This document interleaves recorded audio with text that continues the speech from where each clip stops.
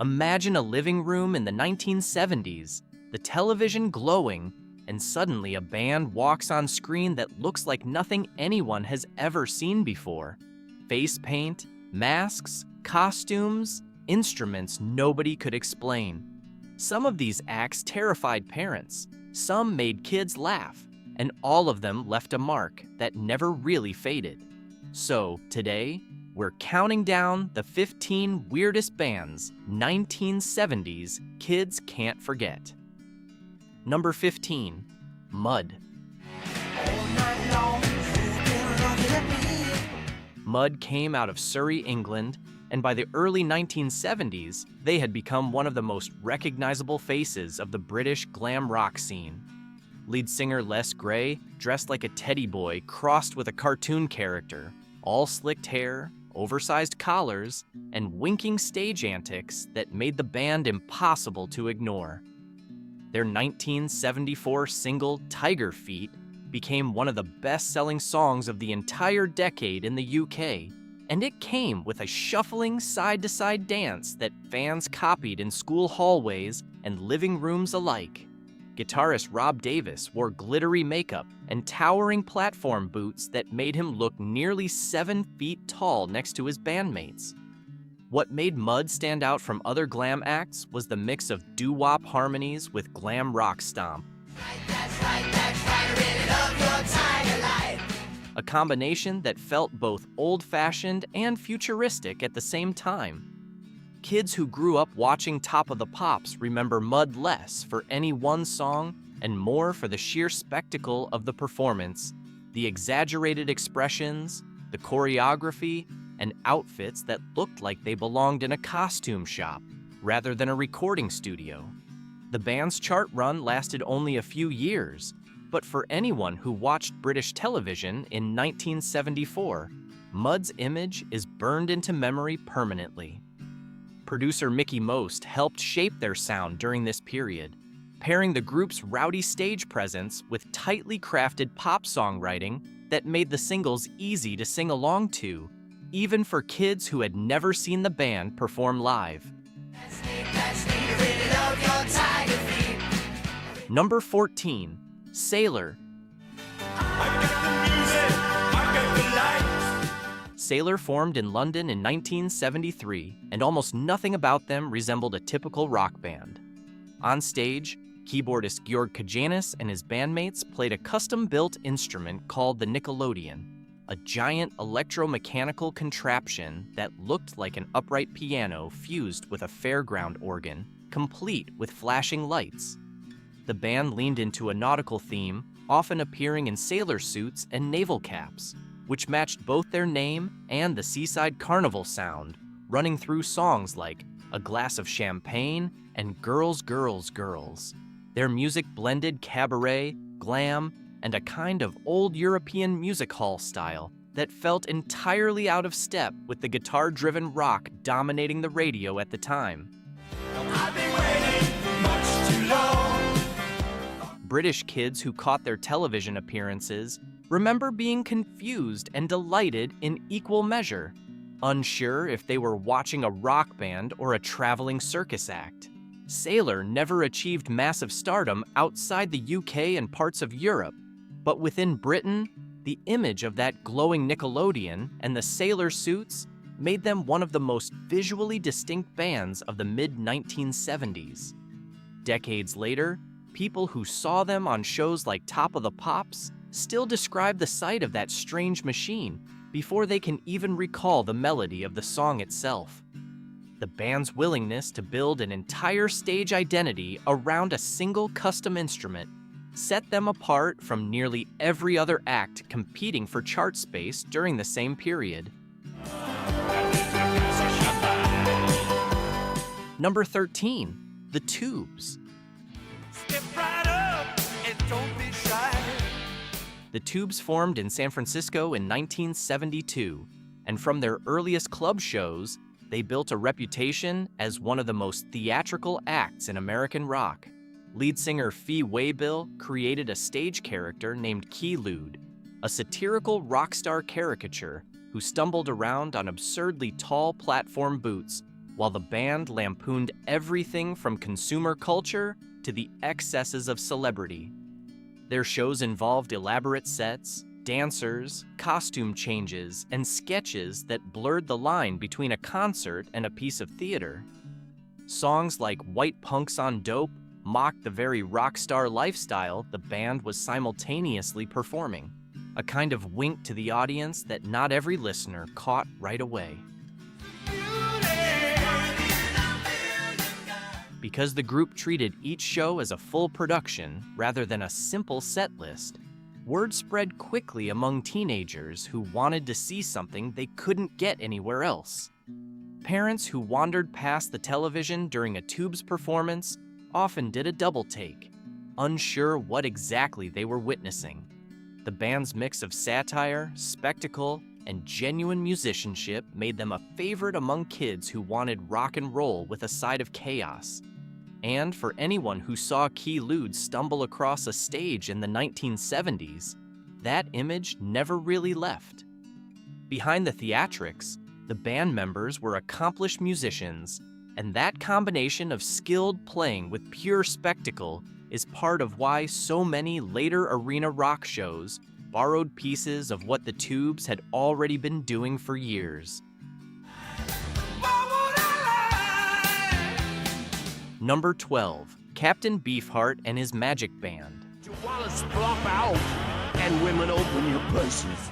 Captain Beefheart, born Don Van Vliet, built a following in the late 1960s and carried his reputation for the bizarre well into the 1970s with an ever-shifting lineup known as the Magic Band. His music combined blues, free jazz, and avant-garde noise into something that defied easy description, full of jagged rhythms and lyrics that read more like abstract poetry than typical song lyrics. On stage, Van Vliet's gravelly, multi-octave voice and unpredictable stage presence made every performance feel like it could go in any direction at any moment. Albums like Clear Spot and Unconditionally Guaranteed pushed his sound in different directions throughout the decade. Put him out in the sun, and when the night comes, keeping longtime fans guessing about what version of the band they might encounter next. Kids who stumbled onto his records through older siblings or late-night radio remember being unable to categorize what they were hearing, since it didn't fit neatly into rock, blues, or jazz. His band members endured notoriously demanding rehearsals, with some later describing the process as closer to an art commune than a typical group of musicians.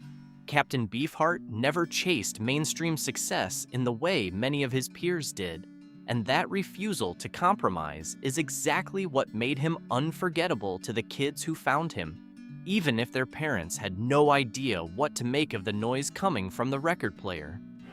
you can be on the right track together. Number 11, Sha Na Na. What's that playing on the radio? Sha Na Na formed at Columbia University in 1969 and spent the 1970s doing something almost nobody else in rock music was doing, reviving the 1950s. The group dressed in gold lame jackets, leather, and slicked-back pompadours, performing exaggerated versions of doo-wop and early rock and roll songs while incorporating choreographed dance moves straight out of a sock hop.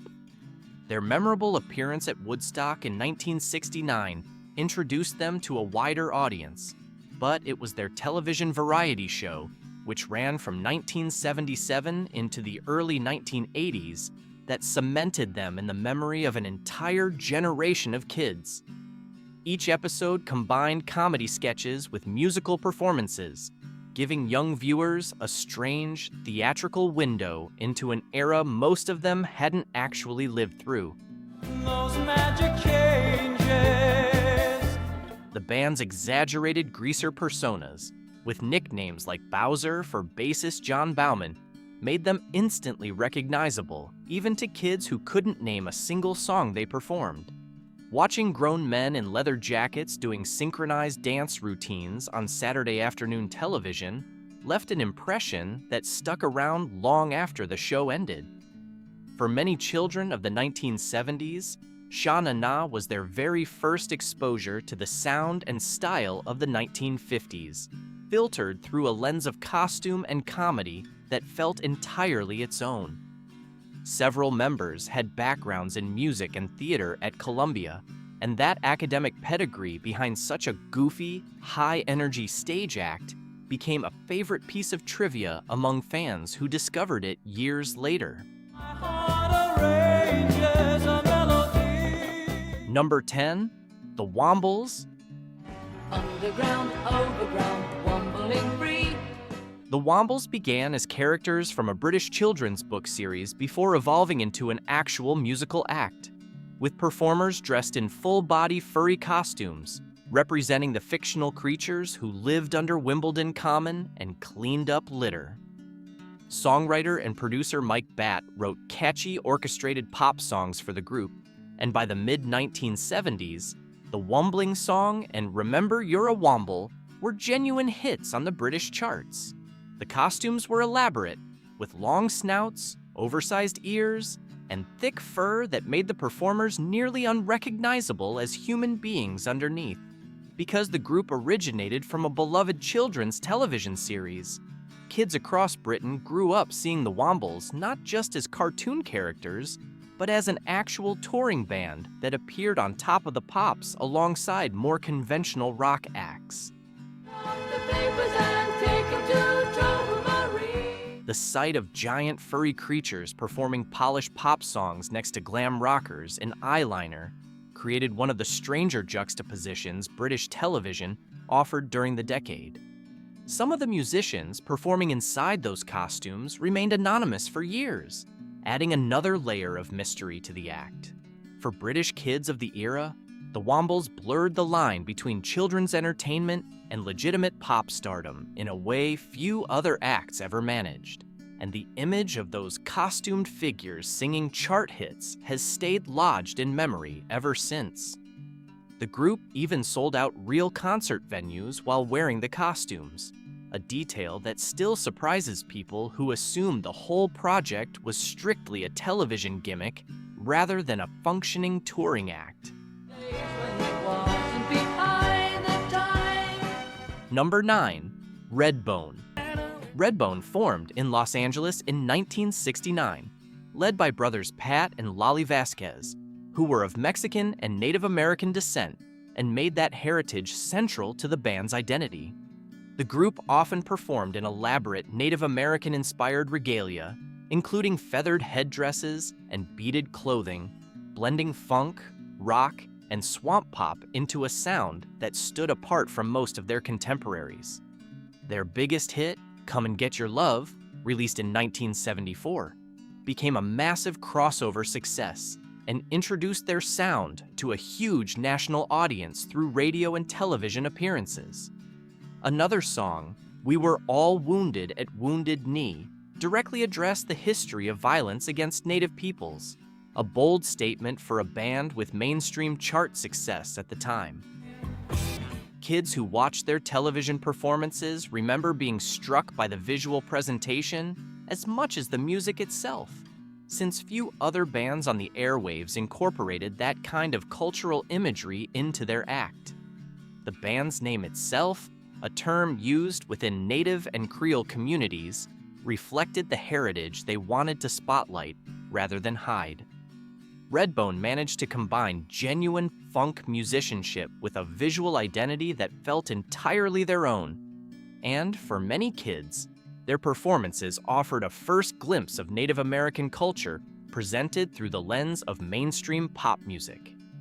The rhythm section drew heavily on New Orleans-style grooves, giving the band a tight, danceable foundation underneath all the visual spectacle happening on stage. Number 8, Wizzard. Wizzard formed in Birmingham, England in 1972, led by Roy Wood, who had already made a name for himself with the Move and the Electric Light Orchestra before striking out to build something even stranger. Wood performed in wild, multicolored face paint and towering, often outlandish hairstyles, while the band itself ballooned to include multiple drummers, horn players, and string musicians on stage at once. Their sound combined 1950s rock and roll nostalgia with a massive layered production style, resulting in hits like See My Baby Jive and Angel Fingers, both of which topped the British charts in 1973. Wood's face paint changed from show to show, sometimes covering his entire face in bright colors and patterns that made him look almost unrecognizable as a human performer. Their Christmas single, I Wish It Could Be Christmas Every Day, released in 1973, became a holiday staple in Britain that still gets airplay decades later.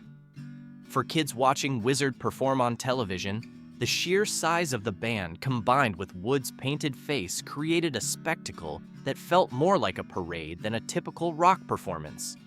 The band's chaotic, maximalist approach to both sound and image made them one of the most visually unforgettable acts of the British glam era, even as their commercial peak lasted only a couple of years.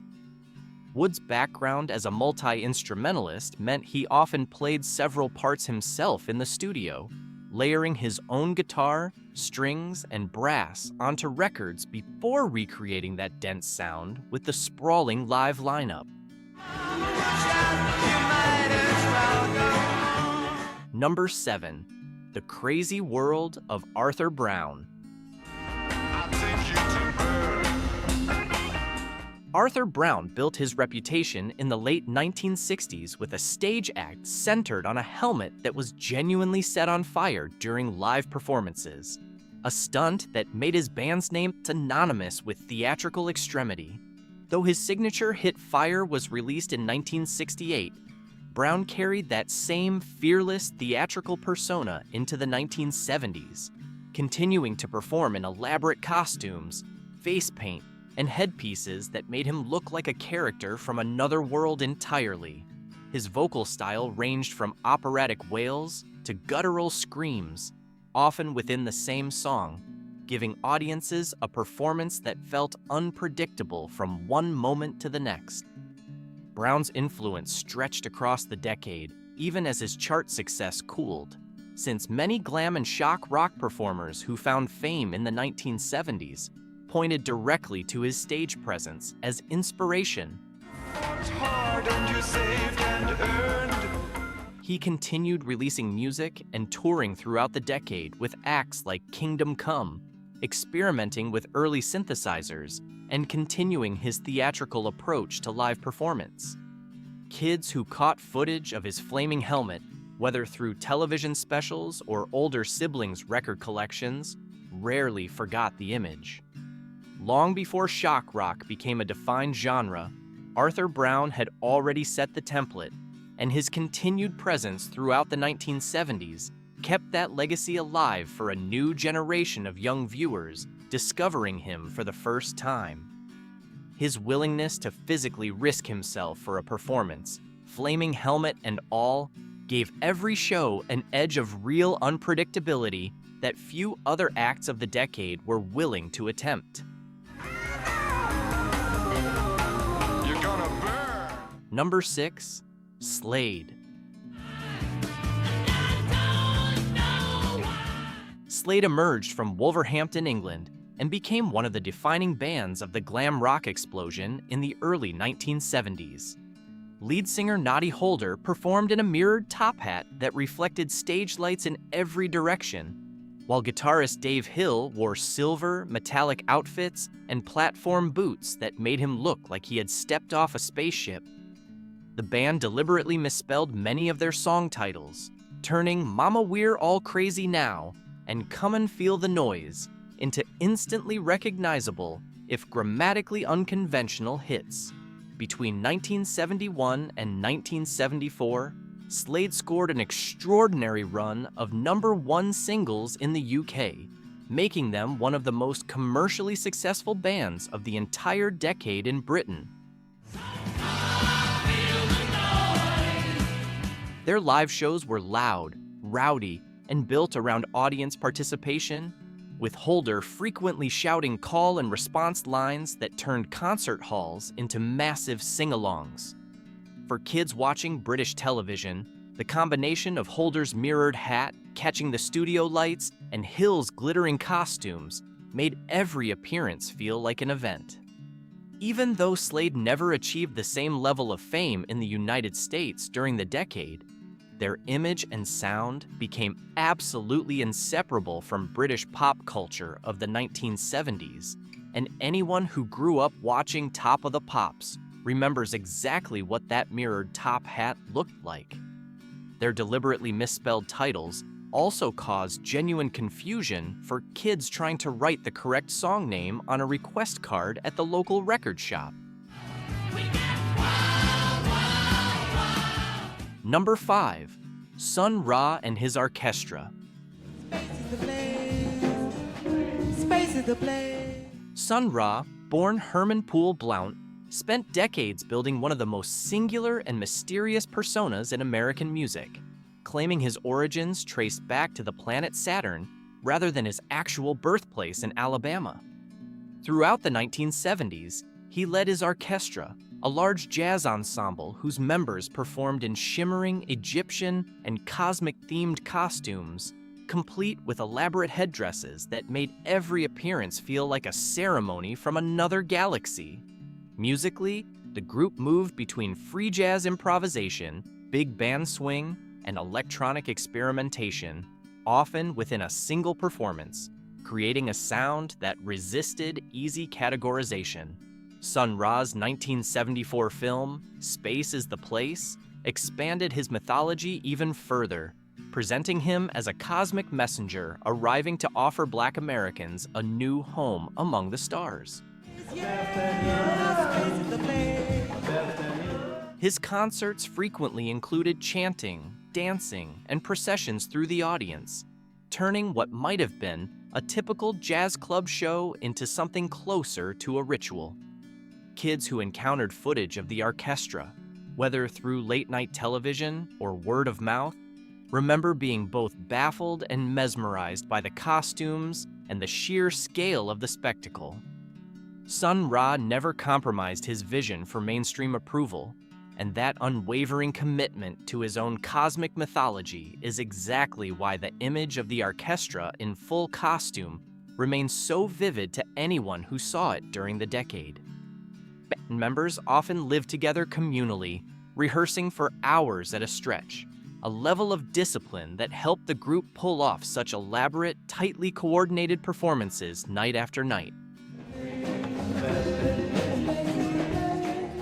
Number 4, Sparks. Sparks formed in Los Angeles and was built around brothers Ron and Russell Mael, whose visual contrast became one of the most talked about images in 1970s pop music. Russell served as the energetic, conventionally handsome frontman, while Ron sat almost motionless behind his keyboard, sporting a thin mustache that many viewers immediately compared to Adolf Hitler, an unsettling resemblance the band never fully addressed on camera. Their 1974 single, This Town Ain't Big Enough for Both of Us, became a massive hit in the UK, driven by Russell's operatic falsetto and Ron's deadpan, almost robotic stage presence that never seemed to match the manic energy of the music itself. British kids watching their television performances often didn't know what to make of Ron's stone-faced stare directly into the camera, a look that became the subject of endless playground conversation. The band drew from glam rock, art pop, and theatrical songwriting, layering witty, rapid-fire lyrics over infectious melodies that sounded like nothing else on the radio at the time. Sparks found greater commercial success in Britain than in their home country during this period, largely because British audiences embraced the theatrical strangeness that American radio seemed less sure how to handle. Decades later, Ron Mael's unmoving expression behind the keyboard remains one of the most instantly recognizable and debated images of the entire glam rock era. Even their album covers played into the contrast between the brothers, often framing Ron's stern, motionless face directly beside Russell's animated grin, reinforcing the visual joke before a listener even reached the turntable. Number 3. The Residents. The Residents emerged from San Francisco in the early 1970s, and to this day, the actual identities of the band members have never been officially confirmed. On stage and in photographs, they appeared wearing oversized eyeball masks paired with formal tuxedos, an image so strange and consistent that it became the band's entire public identity. Their debut album, Meet the Residents, released in 1974, featured a cover that parodied the Beatles, complete with mutated insect claws replacing the famous mop-top haircuts, an early signal of the group's fascination with distorting familiar pop culture. Musically, the band combined avant-garde noise, distorted vocals, and unconventional song structures that made their records feel more like art installations than typical albums.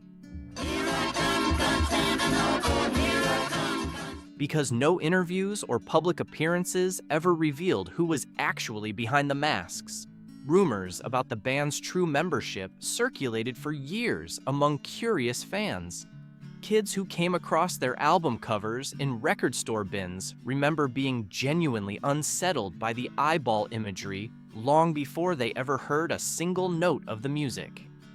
The Residents built an entire mythology around anonymity at a time when most rock acts were chasing personal fame, and that refusal to reveal themselves is precisely what made the image of those giant eyeball heads so impossible to shake. Their releases were handled through a mysterious organization credited only as the Cryptic Corporation, adding yet another layer of secrecy to a band that seemed determined to keep every detail about themselves hidden from public view. Number 2. Alice Cooper. Alice Cooper, both the stage name of Vincent Furnier and the name of his band throughout the early 1970s, built a reputation as one of the most theatrical and controversial acts of the decade. Performances often included a working guillotine, a boa constrictor draped across Furnier's shoulders, and elaborate stage blood, all combined with dark eye makeup that became instantly recognizable across the globe. Songs like School's Out, released in 1972, and No More Mr. Nice Guy, from 1973, paired genuinely catchy hard rock hooks with a horror movie stage show that no other mainstream act was attempting at that scale. Parent groups and television censors frequently raised objections to the band's theatrics, which only seemed to increase curiosity among kids eager to see what all the fuss was about. Furnier has said in interviews that the entire persona was conceived as a character, a theatrical villain, rather than a reflection of his actual personality, a distinction that became clearer as the decade wore on and his mainstream popularity grew.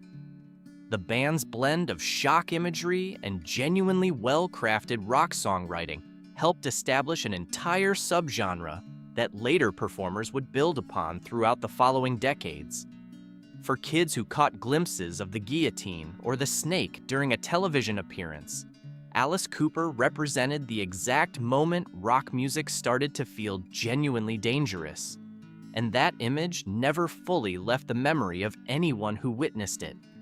The band rehearsed their stage effects with the same precision as a stunt production, timing every blade drop and blood packet so the illusion held up night after night on tour. Number 1. Kiss. Kiss formed in New York City in 1973, and within just a couple of years, the band had built one of the most elaborate and enduring visual identities in the entire history of popular music. Each member adopted a distinct painted character, with Gene Simmons as the fire-breathing, blood-spitting demon, Paul Stanley as the Star Child, Ace Frehley as the guitar-shredding spaceman, and Peter Criss as the Catman, complete with whiskers and a feline growl worked into his drumming style. Their live shows during the mid-1970s escalated into full pyrotechnic spectacles, featuring smoke, fireworks, and Simmons's tongue-wagging fire displays that became instantly synonymous with the band's name. Albums like Alive, released in 1975, captured the raw energy of those performances and helped push the band from cult favorites into full mainstream stardom across the country. What made Kiss especially unforgettable for kids of the era wasn't just the music, but the mystery surrounding the makeup itself, since the band refused to appear in public without it for years, fueling endless schoolyard speculation about what they actually looked like underneath. Merchandise featuring their painted faces appeared on lunchboxes, comic books, and trading cards, embedding their image into everyday childhood in a way few other bands of the decade managed. For an entire generation of kids, Kiss wasn't simply a band to listen to, it was a visual mythology to obsess over, trade stories about, and try to recreate with face paint at home, and that larger-than-life image has never faded from memory. Each band member also kept a detailed comic book-style backstory for their painted character, giving young fans an entire mythology to dig into that stretched far beyond the songs themselves.